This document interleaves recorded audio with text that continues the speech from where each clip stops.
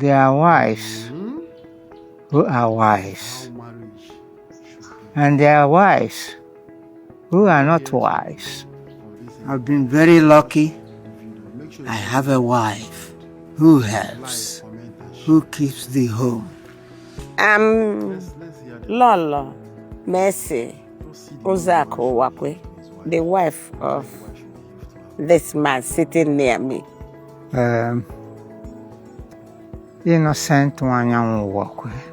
We have been married this April 19th of 2025. 60 years. This girl, God just selected her for me. When I left for England, leaving her at Port Harcourt, her friends were taunting her, so that man is gone. But I gave her assurance. She was allowed to do her school cert. When she dropped the pen after the exam, we had arranged for her to come to England. And that's what happened. And as she was going to England, those who were taunting her swallowed their words. And he booked me first class. I was eating at the captain's table. She gave me her word, and this was her word. We didn't lie to each other. We called a spade a spade. If we had food to eat, we ate. If we didn't, we endured it. She listened to me. Any differences, we resolved by discussion. Whatever we needed to do, we discussed and agreed. If it was a difficult thing to do, we discarded it. We didn't listen to gossips. And we prayed always for God's guidance. Always. And God did give us guidance. In England, both Nigerians, Europeans, all kinds of nationalities get attracted to us because we are always together. He told me that very day I arrived how he wants his house to be run.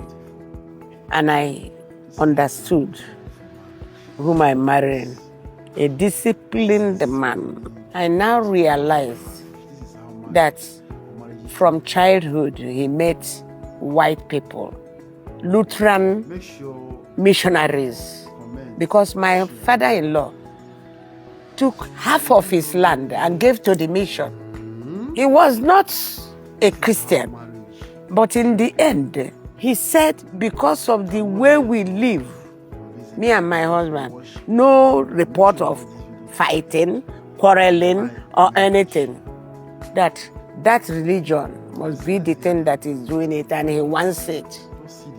He got baptized, and he died at the age of 96.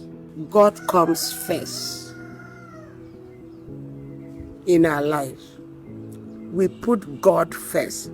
And all these things are the things I prayed for when I met him. I said, God, give me a Christian. I'm home through. He's so kind to me and my siblings.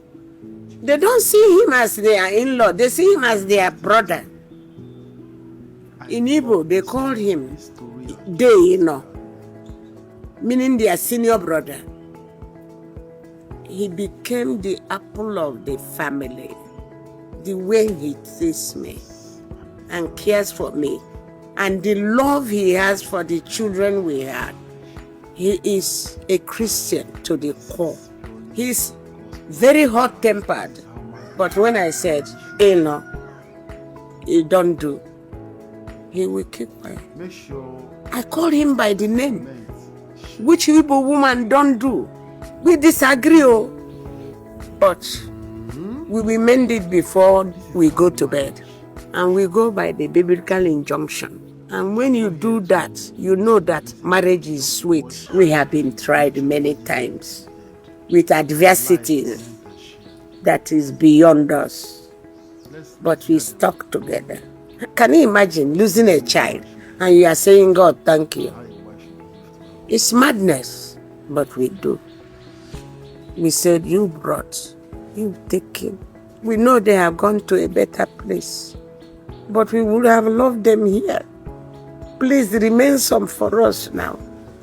We had 6, we now have 3. 3 boys are gone. When I met her, she didn't want to talk to me. And I loved her terribly. I turn this way, I see him. I will run. Going to school, though. Unfortunately for me, my secondary school was a day school. So as I'm going to school, he will follow me on the bicycle. But I will follow the rail track where civilians are not allowed. My siblings like him, but my younger brother, immediate younger brother, who now became the ambassador to Belgium when he finished his studies in England and came back. Nigerian ambassador. This is how marriage should J.O.B. Roha. He came. I always tell him everything. I say, see that UAC boy, he's giving me problem. He said, who? I said, that boy now that comes to the house with his rally bicycle. He said, hey, do you know who he is? I said, no. He said, he's one of the Port Harcourt center back of Port Harcourt Red Devil. That's the football team. I said, the Red Devil that won the FA Cup last year. He said, yes. Does he play? He said, very well. I'm the boot boy that carries his boot. That's how I go to watch every match now. I say, this man is wrapping around me.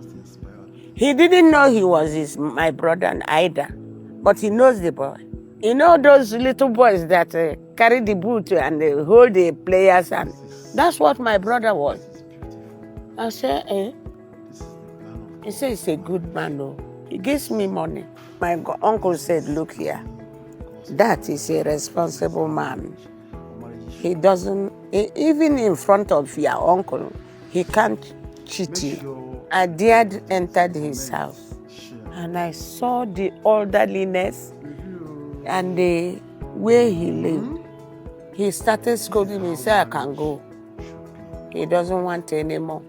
That you think all the beautiful women in my office, I ignored them. I'm looking after you for the past 3 years and a half. I said, I'm sorry. What do you want? He said, I want to marry you. I said, eh? Me? I'm just starting secondary school. By this time, I was going to Form 3. You want a wife? Can you wait? He said, I will wait. I said, are you sure? He said, yes. So I said, I will marry you. He thought I was joking. He went and brought a sherry wine. He poured it in a glass. He said, take, drink that wine. I said, I don't eat in people's house. It's my policy. My father told us so. I looked at him sternly. He said, drink it if you want to marry me. I didn't know the tradition. I just sipped it and gave it back to him. He drank it. As he was drinking it, my uncle looked through the window. You people lock yourself. He just removed the wine and grabbed me. Did I know what I did? I said, no. You just said yes in the traditional way. And now, all these streaming people that comes, they want to marry you. Please, tell your father to stop gathering the wine. I said, no. In Igbo tradition, whether you are going to agree or not, your people must drink the wine. One day he said to me, Let's hear them. actually, Just see the way a man should I have gotten admission to read in England. I said, what? You mean you are quitting here?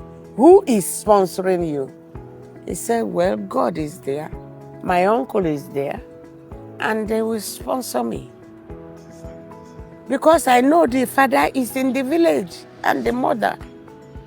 I never knew the father was one of the warrant chiefs in those days, attached to the DO, and that the brother had gone to World War II in India and come back and had a very beautiful job.